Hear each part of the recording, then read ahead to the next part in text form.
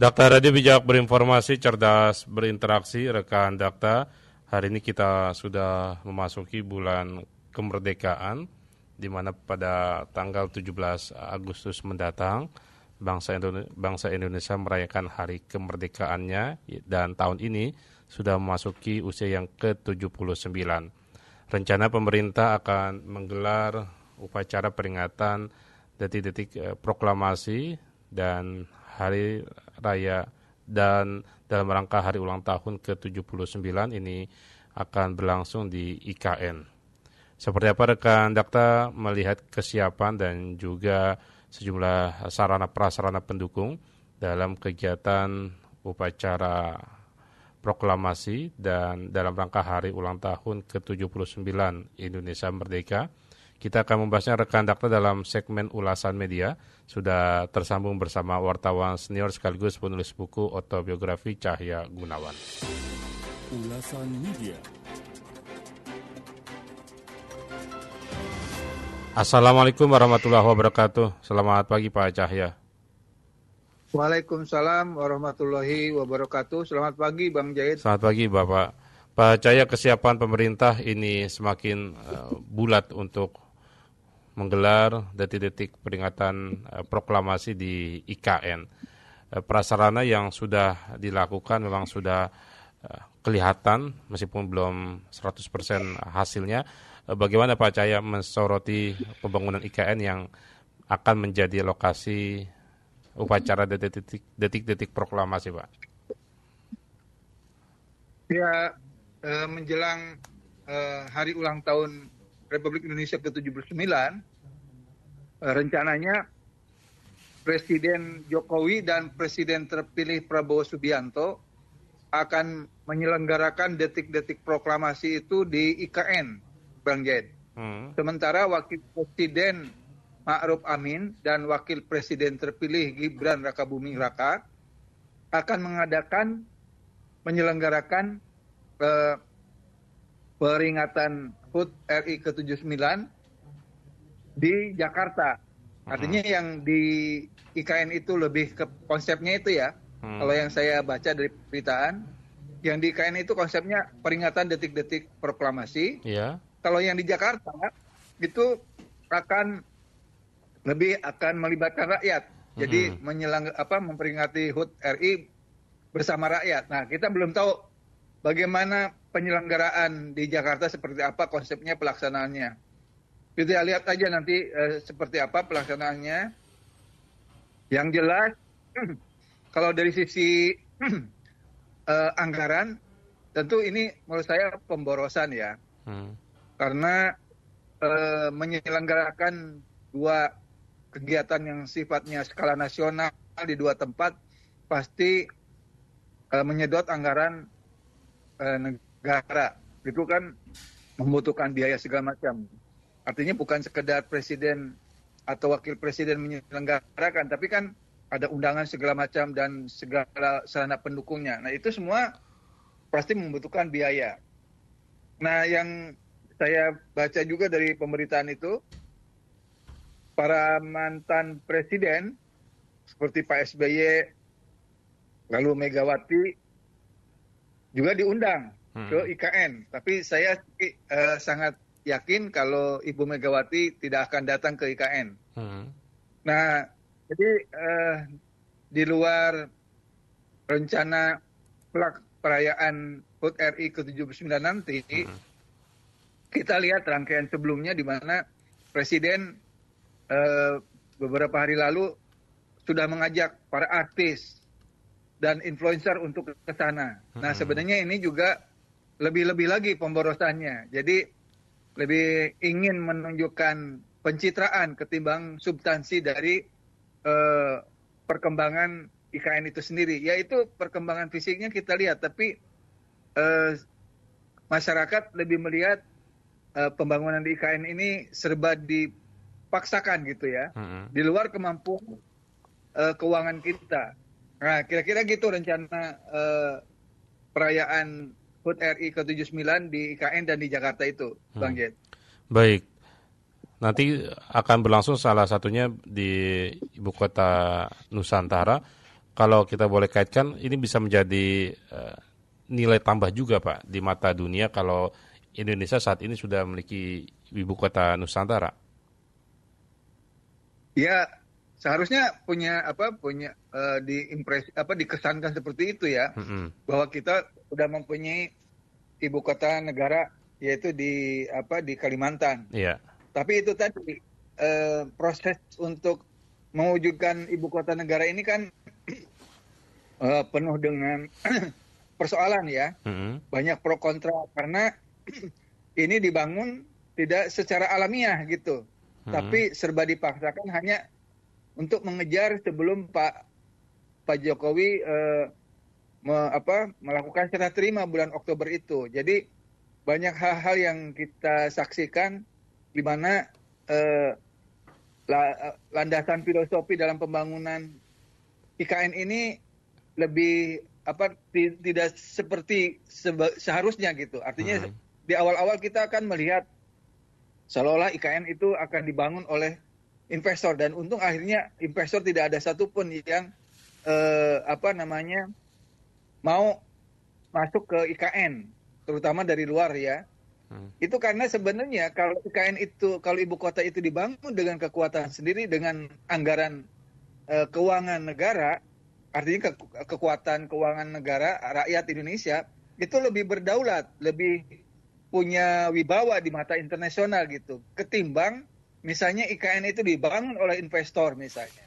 Karena investor pun apa untuk membangun katakanlah negara lain gitu, sementara yang dia orientasi dia kan cuma keuntungan. Sebenarnya kan itu. Kalau investor di mana-mana pun sama, dia mengikuti arah aliran air, kemana air mengalir dia ikut gitu. Yang penting menguntungkan. Iya. Nah ini IKN kan dari investor tidak menarik karena masa depannya nggak ada. Jadi dalam pembangunan ibu kota baru dan kota baru tentu agak beda ya, walaupun sama-sama baru. Misalnya kita lihat Putrajaya di Kalimantan, di Malaysia, itu kan memindahkan ibu kota dari Kuala Lumpur ke Putrajaya. Itu betul sama juga seperti di Indonesia. Itu membangun kawasan baru, khusus betul-betul untuk pusat pemerintahan dan ibu kota negara yaitu Malaysia. Dan itu kalau itu kan bisa dilalui dengan jalan darat ya di Malaysia itu. Tidak seperti di Indonesia. Di Indonesia itu pasti harus menggunakan udara atau laut gitu ya. Nah itu kendalanya. Di Australia juga sama gitu. Ada pusat pemerintahan di Canberra, pusat bisnisnya di Sydney. Nah kembali kepada perayaan HUT RI. Nah masyarakat ini belum tahu kenapa harus di dua tempat gitu. Apakah itu tadi, jadi Presiden Jokowi hanya ingin lebih memperlihatkan seremoni dan pencitraan bahwa IKN ini sudah terwujud gitu, walaupun dia akan mengakhiri jabatannya 20 Oktober. Padahal sebenarnya ini kan terseok-seok.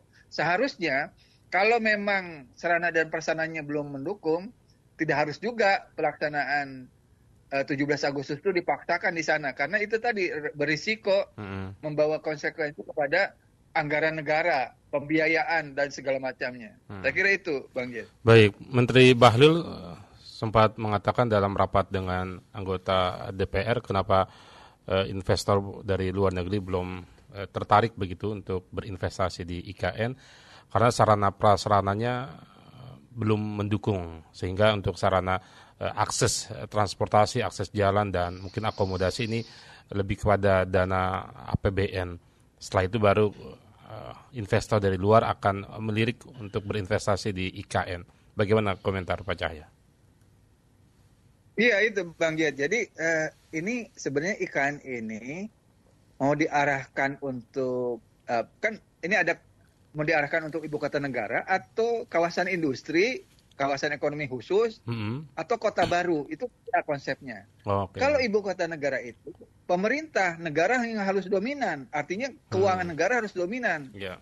Kalaupun ada investor asing yang mau ikut di sana, tentu jenis investasinya juga harus dipilih yang bersifat jasa gitu ya, bukan seperti investasi yang sifatnya merusak alam. Ini aja membangun IKN sudah merusak lingkungan alam di sana kan, gitu. Ini ditambah lagi misalnya ada investor asing masuk misalnya. Nah jadi konsep pembangunan IKN itu betul-betul harus diredefinisi ulang gitu. Harus betul-betul dengan kekuatan sendiri dan memang untuk pusat pemerintahan itu yang utama. Nah selanjutnya kota-kota bisnis itu di Pulau Jawa atau di luar Jawa ada juga, tapi IKN ini dengan pusat-pusat kota yang ada lain yang lain yang ada di Indonesia harus ada pembedanya gitu loh. IKN itu betul-betul pusat pemerintahan dan bukan pusat bisnis. Kalaupun ada pusat bisnis itu sifatnya jasa gitu ya. Jadi kalaupun misalnya ada kantor-kantor investor asing di IKN nanti itu lebih untuk hubungannya dengan kantor pemerintahan.